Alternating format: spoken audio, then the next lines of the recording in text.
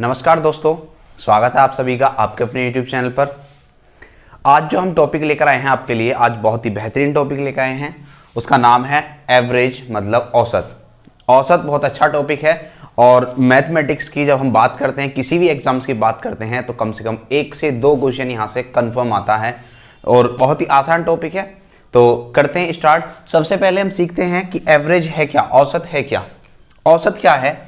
जैसे हमारे पास संख्याएं हैं, हमारे पास संख्या हो गई 4, 3, 5, 8, 9 और हमारे पास संख्या हो गई 1, ले लेते हैं हम 6। ये हमारे पास संख्या है और हम क्या कर रहे हैं इनका मतलब हमें क्या देखना है कि संख्याएं 4, 3, 5, 8, 9, 6 ये संख्याएं। अब होता क्या है, सबसे पहले हम इनका योग ले लेते हैं। इनका योग कितना हो जाएगा? योग हो जाएगा 4, 3, 7, 5, 12, 12 और 8 कितने हो जाएंगे? 20, 20 और 9 29, 29 और 6 35। इनका योग कितना हो जाएगा? 35। ठीक है, यानी 35 हो गए। कुल मिला के ऐसा है, ये पेन थे, किसी के पास 4 पेन, किसी के पास 3 पेन, किसी के पास 5 पेन, 8 पेन, 9 पेन, 6 पेन। ये ऐसे व्यक्ति थे, मतलब 6 व्यक्ति थे, 6 के पास, इनके पास में इस तरीके से पेन थे। तो कुल मिला के जब हमने देखा तो कुल मिला के पेन कितने बने? 35 पेन बने। कितने बने? 35 पेन। अब होता क्या है, हम क्या कहते हैं कि भाई इनको सब में आपस में बराबर बराबर बांटो। ये जो 35 पेन आए हैं, ये व्यक्ति कितने हैं? फर्स्ट, सेकंड, थर्ड, फोर्थ और फिफ्थ और सिक्स्थ, मतलब 6 व्यक्ति हैं और 6 व्यक्तियों के पास में कितने पेन हैं? 35 पेन हैं। तो बात आती है इनको आपस में बांट लो। तो हम जब हम बांटते हैं तो 6 से इसमें भाग करते हैं तो कितना आ जाएगा? ये हमारा आ जाएगा 6 पंजे 30, बचेंगे कितना? 5, 5/6 इतना आ जाएगा। यानी कुल मिला के बात ये हुई कि जब हम बांट रहे होते हैं तो क्या बनाते हैं हम? इनका एवरेज बनाते हैं। और एवरेज मतलब क्या होता है? औसत बराबर क्या होता है? योग, पदों का योग बटे पदों की संख्या। पदों की संख्या, ये होता है हमारा एवरेज। एवरेज बराबर क्या होता है? पदों का योग बटे पदों की संख्या। यानी इसको हम क्या लिख देते हैं? इसको हम लिखते हैं एवरेज बराबर सम अपॉन नंबर, यानी योग बटे संख्या। इस तरीके से हम इसको लिख देते हैं। एवरेज बराबर क्या होता है? सम अपॉन नंबर। ठीक है, अब यहां से होता क्या है, यहां से हमें क्या दे रखा? देखो एवरेज है, सम है, नंबर है, यानी कभी कभी हमें इसे योग निकालना पड़ जाता है। तो योग बराबर क्या होता है? औसत की गुणा संख्या में कर देंगे तो औसत गुणा संख्या। औसत गुणा संख्या, ये हो जाता है योग। ठीक है, औसत बराबर क्या होता है? योग बटे संख्या, और योग बराबर क्या होता है? औसत गुणा संख्या। मतलब वही चीज है, केवल हमने क्या कर दिया, ये जो फॉर्मूला था औसत का फॉर्मूला योग बटे संख्या, शॉर्ट में लिख देते हैं औसत बराबर योग बटे संख्या। जब योग निकालेंगे तो संख्या गुणा औसत में कर देंगे, यानी क्या हो जाएगा? योग बराबर औसत गुणा संख्या। ये होता है हमारा औसत। ठीक है, बात समझ में आई? अब यहाँ पे बहुत छोटी छोटी चीजें हैं, उनको हम समझेंगे। इसको मिटा देता हूं मैं। चलिए,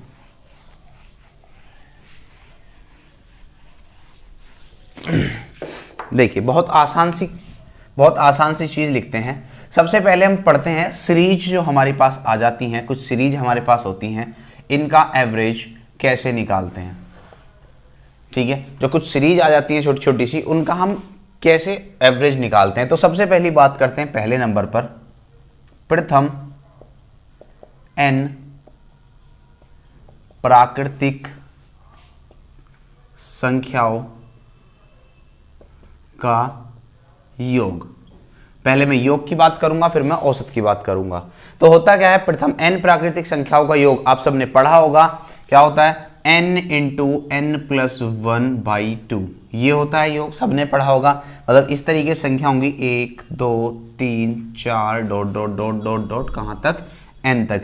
इस तरह की ये संख्या होंगी और इनके अगर योग की बात करते हैं तो प्रथम n प्राकृतिक संख्याओं का योग होता है n इंटू n प्लस 1/2। ठीक है, अब बात आती है औसत की। हम तो औसत निकाल रहे हैं, तो औसत बराबर क्या होता है? औसत बराबर होता है योग बटे संख्या। औसत बराबर क्या होता है भाई? योग बटे संख्या। तो हमने योग की बात की, योग क्या आया हमारा?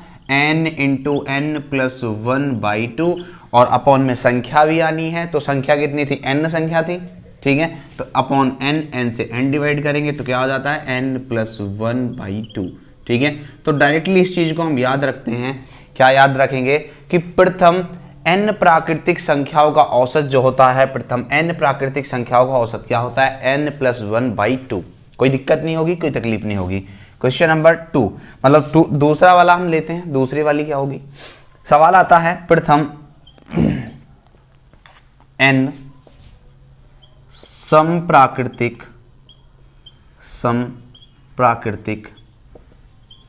संख्याओं का योग क्या होता है। प्रथम n समप्राकृतिक संख्याओं का योग, तो वो याद रखना है n × n+1।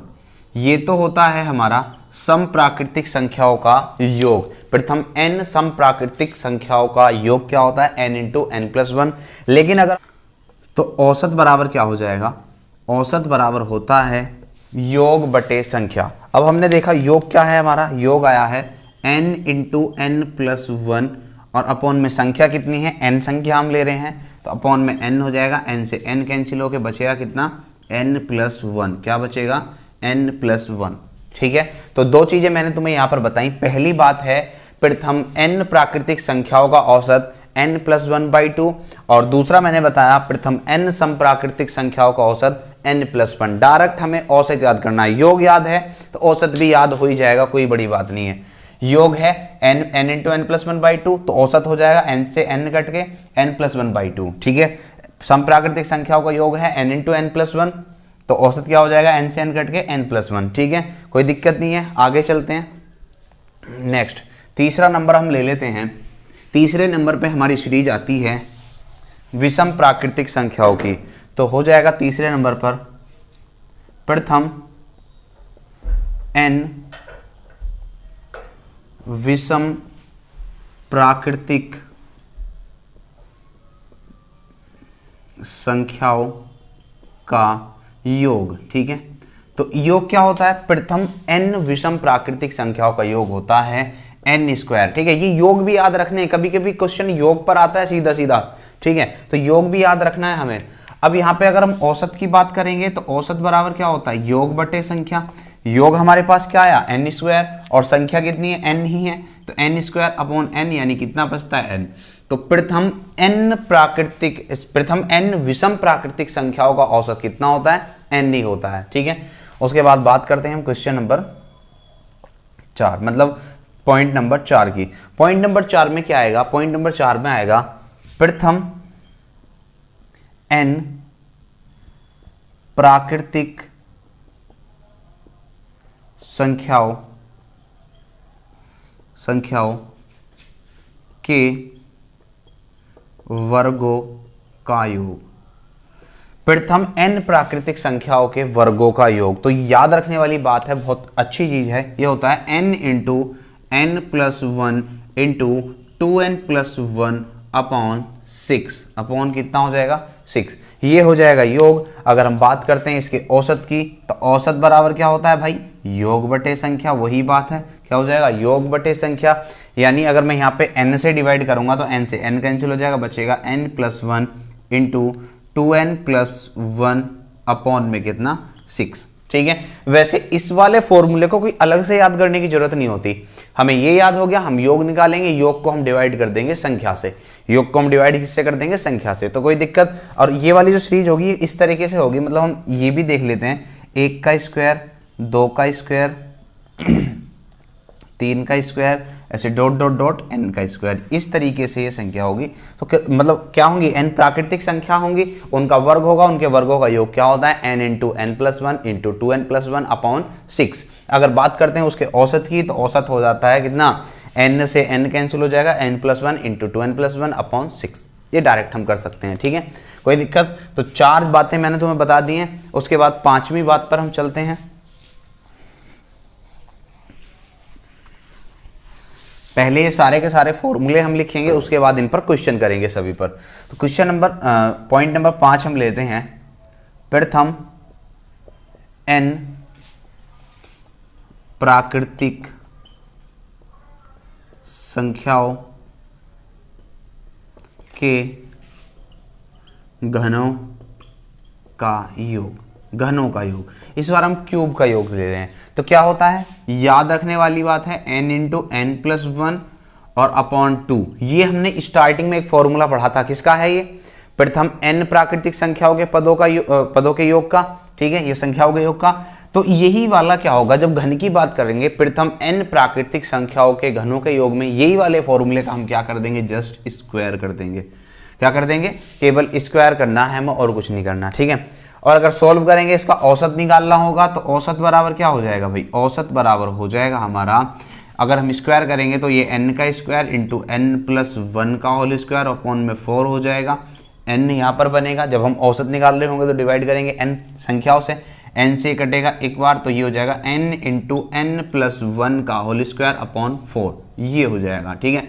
लेकिन मैं क्या मानता हूं कि ये हमें फॉर्मूला अलग से याद करने की कोई आवश्यकता नहीं है, हमें सीधा सीधा पता है घनों का योग ये हो जाएगा, ये योग निकालो, योग को डिवाइड कर दो सीधा किससे, नंबर से, जितने भी हमें नंबर दे रखे हैं, संख्या दे रखी है, ठीक है, कोई दिक्कत नहीं है। चलिए अब चलते हैं छठे पर। छठा क्या होता है, छठा और सात, दो चीजें मैं एक साथ बता देता हूं, इसको हटा देता हूं पहले यहां से। दो फॉर्मूले और आते हैं यहां से, और वो दो फॉर्मूले हमारे 6 और 7, मतलब दोनों एक जैसे ही हैं। क्या है वो, प्रथम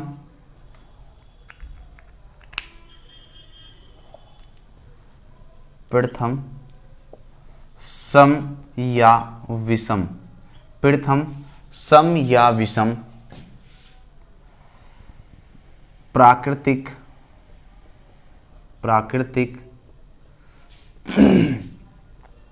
संख्याओं के वर्गों का योग, ठीक है। अब एक ही फॉर्मूला बनता है सम या विषम, मतलब दोनों में सीरीज लिख के बता देता हूं कैसे होगा। अगर बात हो रही है सम की, तो इस तरीके से होगा, 2 का स्क्वायर, 4 का स्क्वायर, 6 का स्क्वायर, 8 का square, dot dot dot n का स्क्वायर, एक सीरीज। दूसरी सीरीज अगर विषम की बात हो रही है तो विषम क्या होगा, 1 का स्क्वायर, 3 का स्क्वायर, 5 का स्क्वायर, 7 का square, dot dot dot n का स्क्वायर, ये होगा, ठीक है। और इन दोनों का ही जो फॉर्मूला होता है वो एक ही फॉर्मूला होता है, फॉर्मूला है n into n plus one into n plus 2 upon में 6, ये होता है। क्या होता है, n into n plus one into n plus 2 upon 6, ठीक है। देखो दोनों में अंतर समझना, एक फॉर्मूला था हमारा प्रथम n प्राकृतिक संख्याओं के वर्गों का योग, वो था n into n plus one into 2n plus 1। यहां पर क्या है, यहां पर जब हम सम या विषम प्राकृतिक संख्याओं के वर्गों का योग निकाल रहे होंगे तो यहां पर होगा n into n plus one into n plus 2 upon 6, ठीक है। अंतर समझ में आ गया। या ऐसे भी याद कर सकते हैं हम, जैसे यहां पर क्या है, 2 का अंतर होगा, ये 2 का ही तो अंतर होगा सम और विषम में, तो यहां पे हम क्या करेंगे बाद में n प्लस 2, इस तरीके से थोड़ा सा लॉजिक बनाकर, मतलब याद रखने वाली बात है तो ऐसे हम याद रख सकते हैं, ठीक है, कोई दिक्कत नहीं होगी। अब यहां पर होता क्या है, ये चीजें समझने की हैं। अभी जो पीछे हमने सवाल किए थे, पीछे हमने पॉइंट लिखे थे, फॉर्मूले लिखे थे, उनमें जो n था ना, n, उनमें n था पदों की संख्या, उन सब में जो n था वो था पदों की संख्या। लेकिन यहां पर जो मैंने n लिखा है ये है अंतिम पद। क्या है ये, अंतिम पद। इतनी बस बात हमें याद रखनी है, ये क्या है, ये है हमारा अंतिम पद, ठीक है। बात समझ में आ गई, कोई दिक्कत कोई तकलीफ नहीं होगी तुम्हें।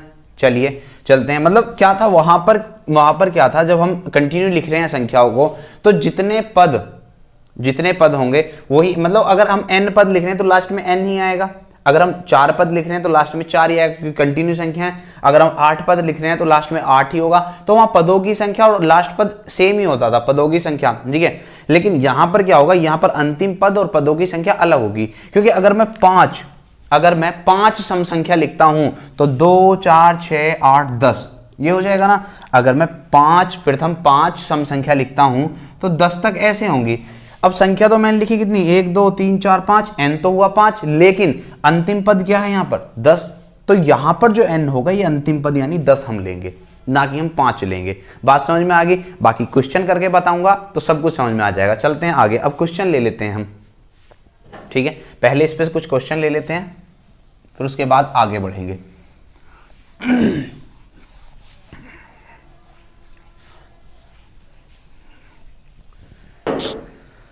आज का पहला क्वेश्चन हम ले रहे हैं। फिर क्वेश्चन है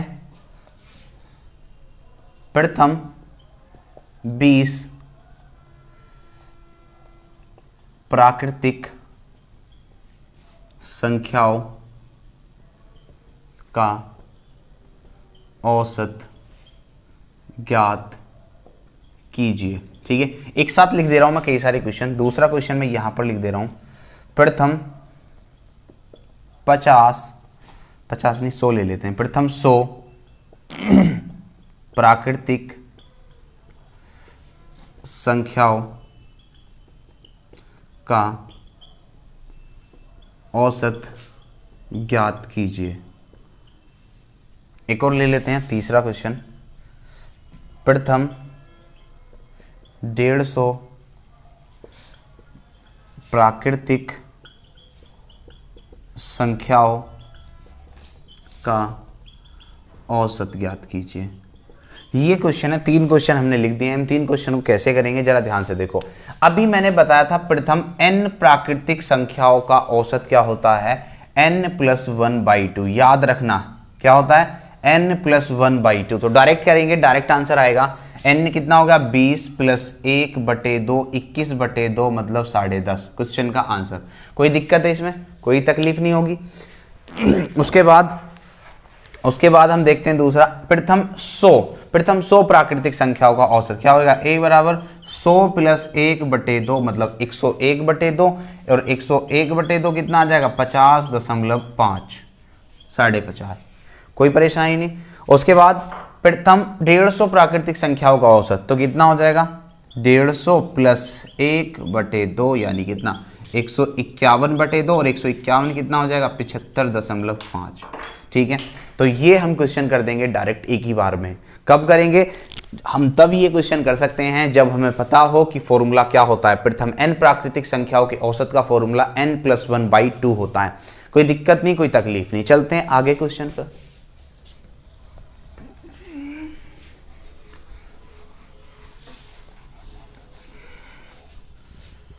क्वेश्चन नंबर 4 हम ले लेते हैं। क्वेश्चन नंबर 4 है, प्रथम 25 समप्राकृतिक संख्याओं का औसत। पहला मतलब 5वां क्वेश्चन ले रहे हैं, प्रथम 28 नहीं लेते, हम लेते हैं 99 समप्राकृतिक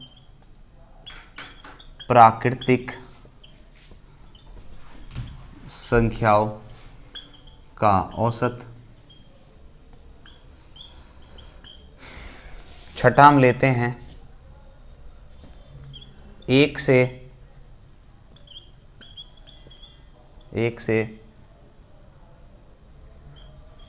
55 तक की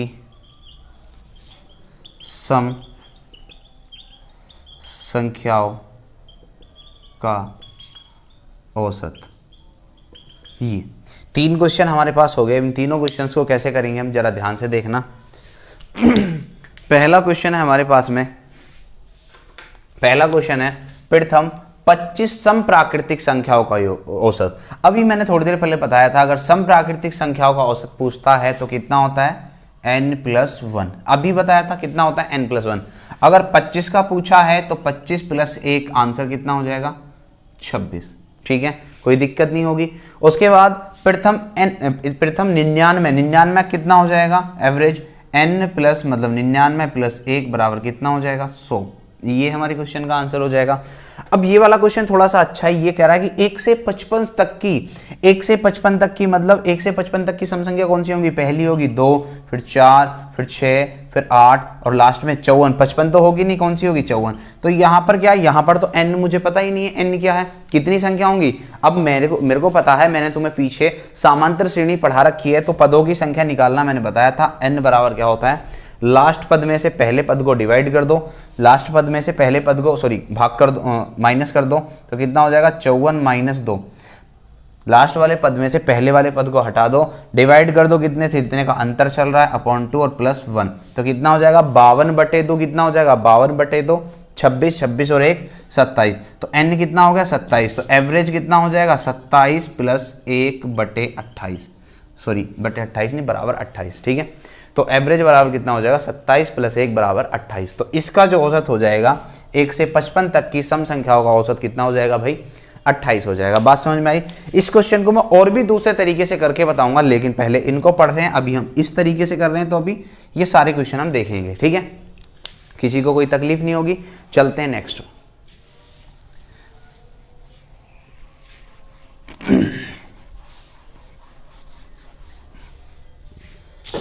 तीन क्वेश्चन और लिखता हूं मैं। क्वेश्चन नंबर 7, प्रथम 51 विषम संख्याओं का औसत। क्वेश्चन नंबर 8 में लिख दे रहा हूं, प्रथम 150 विषम संख्याओं का औसत। 9वां क्वेश्चन लिख दे रहा हूं, 1 से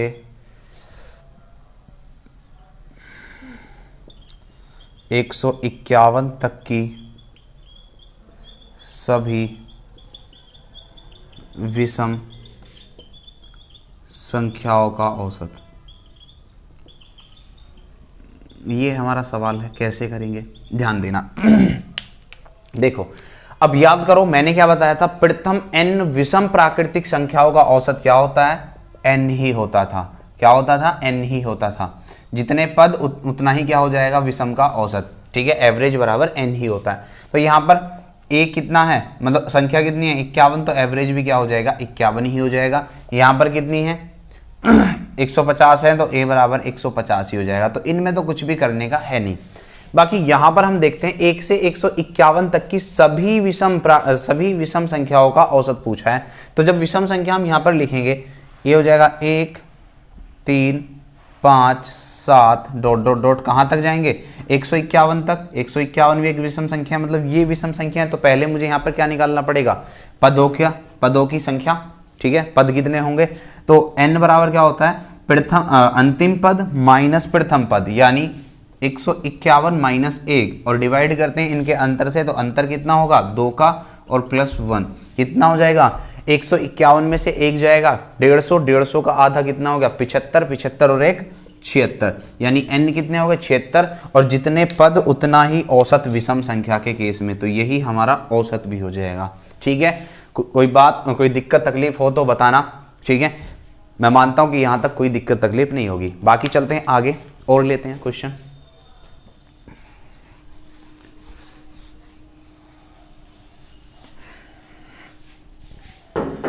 सवाल है क्वेश्चन नंबर 10, प्रथम 20 प्राकृतिक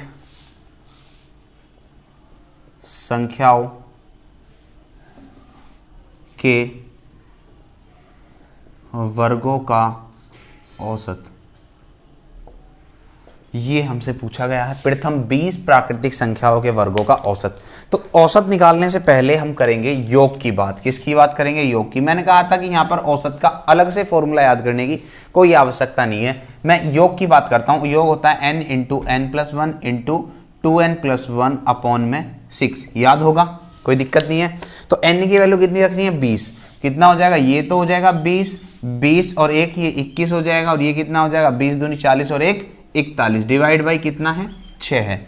ठीक है, अब यहां से जब सोल्व करेंगे तो सोल्व करने पर क्या मिलेगा, 3 से काटेंगे इसको 2 बार, 3 से काटेंगे इसको 7 बार, 2 से काट देंगे इसको 10 बार, तो कितना हो जाएगा, ये हो जाएगा तुम्हारा 7 एकम 7 और 7 चौक 28, इतना हो जाएगा, और ये 0, मतलब कितना 2870 योग आया है। हमें क्या निकालना है, औसत। तो औसत बराबर क्या होता है, औसत बराबर होता है योग बटे संख्या। संख्या कितनी है 20 है हमारे पास में, यही तो होता है योग बटे संख्या। तो 0 से 0 कैंसिल हो जाएगा, 2 से भाग करेंगे 143.5 हमारी क्वेश्चन का आंसर होगा।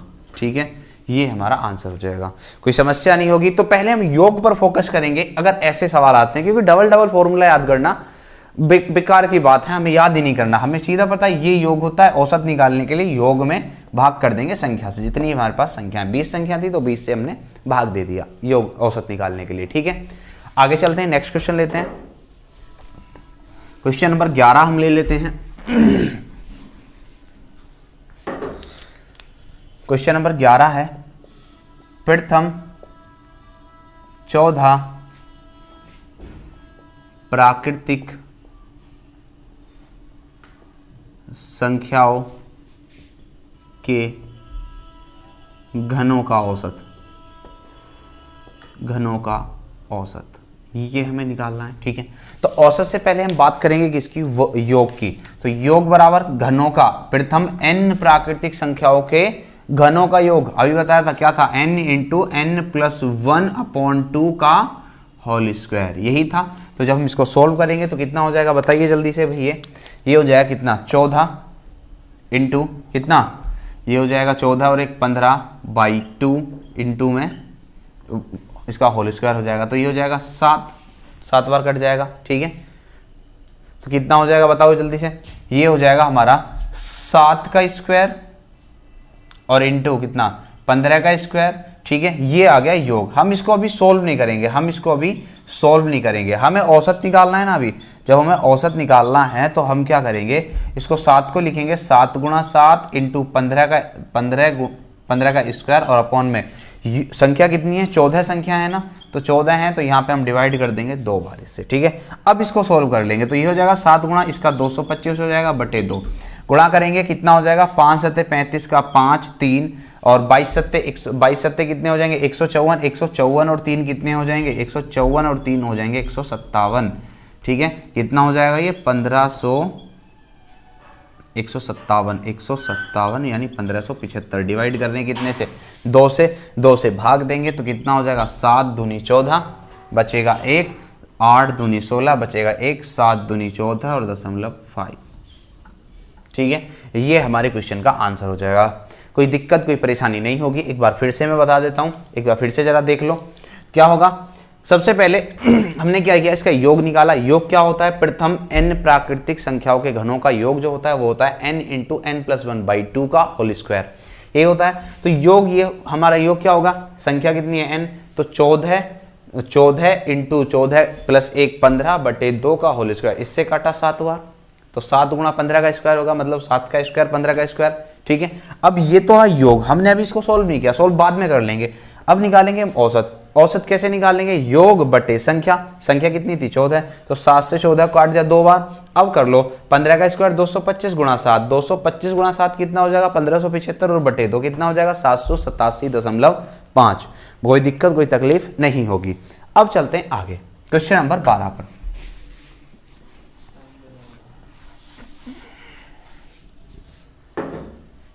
क्वेश्चन नंबर 12 हम देख लेते हैं। क्वेश्चन नंबर 12 हमारा क्या है, क्वेश्चन है प्रथम 10 समप्राकृतिक संख्याओं के वर्गों का औसत। ये क्वेश्चन हम देख लेते हैं। ये क्वेश्चन क्या होगा, प्रथम 10 सम प्राकृतिक संख्याओं के वर्गों का औसत। तो जब हम सम संख्याओं की बात कर रहे होंगे तो पहली सम संख्या हो जाएगी 2, दूसरी हो जाएगी 4, तीसरी हो जाएगी 4, तीसरी 6, चौथी 8 डॉट डॉट करके ऐसी 10वीं जो संख्या होगी वो क्या होगी 20। 10वीं संख्या क्या हो जाएगी 20। ठीक है, अब इनका क्या करना है, स्क्वायर, इनका सबका स्क्वायर और इनका योग। तो पहले योग की बात करते हैं। फॉर्मूला अभी लिखवाया था थोड़ी देर पहले, n into n plus 1 into n plus 2 upon में 6 ये होता है। तो जब n की वैल्यू रखेंगे, n की वैल्यू कितनी है बताओ, n की वैल्यू अब यहाँ पर ये होगी या ये होगी, यही बात मैं पीछे समझा रहा था तुम्हें कि यहां पर जो होता है जब हम सम या विषम संख्याओं के वर्गों का योग निकाल रहे होते हैं तो यहां पर जो n होता है वो होता है हमारा लास्ट पद यानी 20। अब 10 नहीं होगा, इनके लिए योग के लिए जो n होगा वो 20 होगा।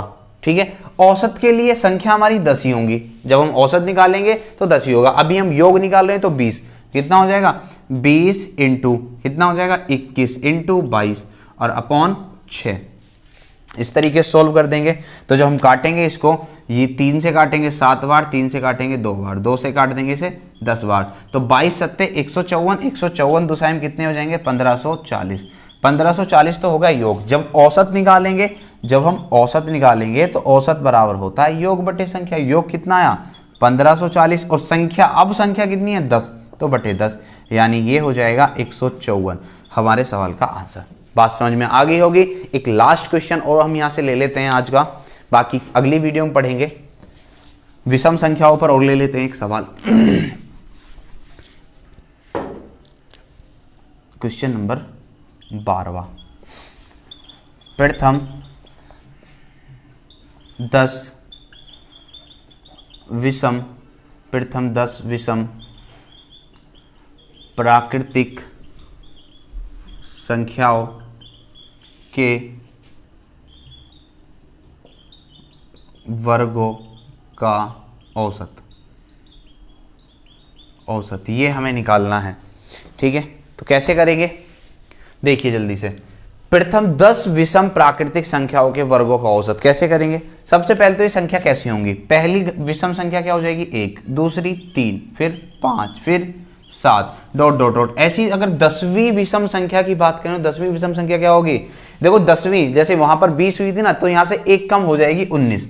कितनी हो जाएगी 19, तो इसका भी स्क्वायर, इसका भी स्क्वायर, इसका भी स्क्वायर, इसका भी स्क्वायर। तो पहले बात कर रहे हैं इनके योग की।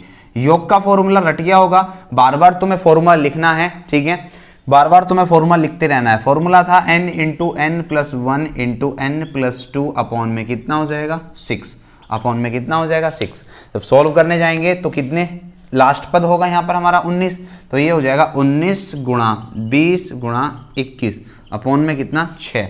जब 2 से काट रहे होंगे तो 2 से 3 से काट दो, 3 से ये 7 बार, 3 से ये 2 बार, 2 से ये 10 बार, 19 सत्ते 133, 133 दोसाई में कितना हो जाएगा 1330।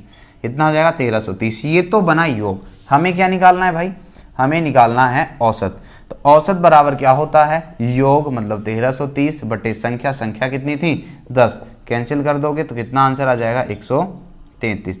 तो ये हमारी क्वेश्चन का आंसर। तो ये थे एवरेज के कुछ अच्छे बेसिक क्वेश्चन जिनको कोई भी नहीं बताता है, बहुत कम टीचर्स इनको डिस्कस करते हैं। बहुत अच्छी चीजें हैं और यहाँ से क्वेश्चन कभी कभी बहुत ही अच्छे लेवल का बन जाता है। तो ये मैंने सारी बेसिक चीजें तुम्हें बता दी हैं।